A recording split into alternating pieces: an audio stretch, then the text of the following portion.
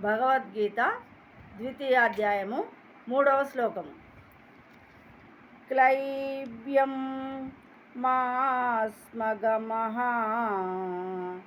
పార్థనైతత్వయోపపద్యతే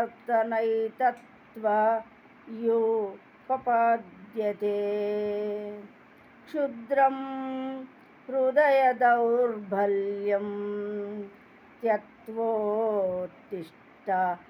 పరంతప.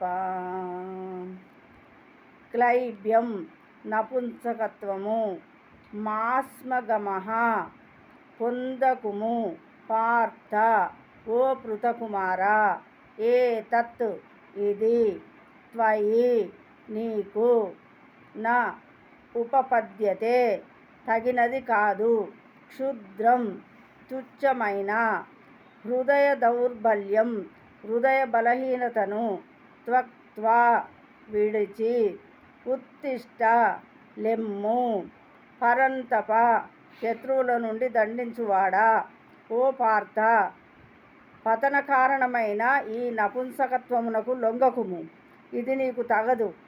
ఓ పరంతప ఇట్టి తుచ్చమైన హృదయ దౌర్బల్యమును విడిచి వెంటనే లెమ్ము. భాష్యము.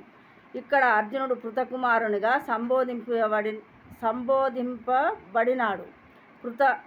పృత శ్రీకృష్ణుని తండ్రి అయిన వసుదేవునికి సోదరి కనుక అర్జునుడు శ్రీకృష్ణునితో రక్త సంబంధమును కలిగి ఉన్నట్లు తెలియచున్నది.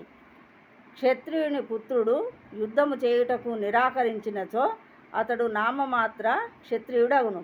అట్లే బ్రాహ్మణపుత్రుడు పాపవర్తనను కలిగి ఉన్నచో అతడు నామమాత్ర బ్రాహ్మణుడగును. అట్టి క్షత్రియుడును బ్రాహ్మణుడును తమ తండ్రులకు తగిన పుత్రులు కాజాలరు. కనుకనే అర్జునుడు అనర్హుడైన క్షత్రియుని పుత్రునిగా నుండుటకు శ్రీకృష్ణుడు అంగీకరింపలేదు. అర్జునుడు శ్రీకృష్ణునికి మిక్కిలి ఆప్తమిత్రుడు.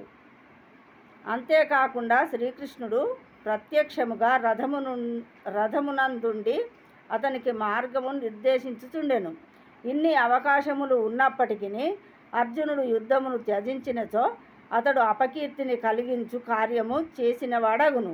కనుకనే శ్రీకృష్ణుడు అట్టి ప్రవృత్తి అర్జునుని వ్యక్తిత్వమునకు తగదని చెప్పి ఉండెను. పూజ్యులైన భీష్ముడు మరియు బంధువుల పట్ల తనకు గల ఉదార స్వభావము చేత తాను యుద్ధమును త్యజించుచున్నానని అర్జునుడు వాదింపవచ్చును. కానీ అట్టి ఔదార్యము కేవలము హృదయ దౌర్బల్యమేనని శ్రీకృష్ణుడు భావించెను. ఏ ప్రామాణికుడును అజ్ఞానముతో కూడిన అట్టి ఔదార్యమును ఆమోదింపడు. కనుక శ్రీకృష్ణుని వంటి వ్యక్తులు అట్టి ఔదార్యమును లేక అట్టి నామమాత్ర అహింసను శ్రీకృష్ణుని ప్రత్యక్ష నిర్దేశమున వెంటనే విడువవలెను. జై శ్రీకృష్ణ.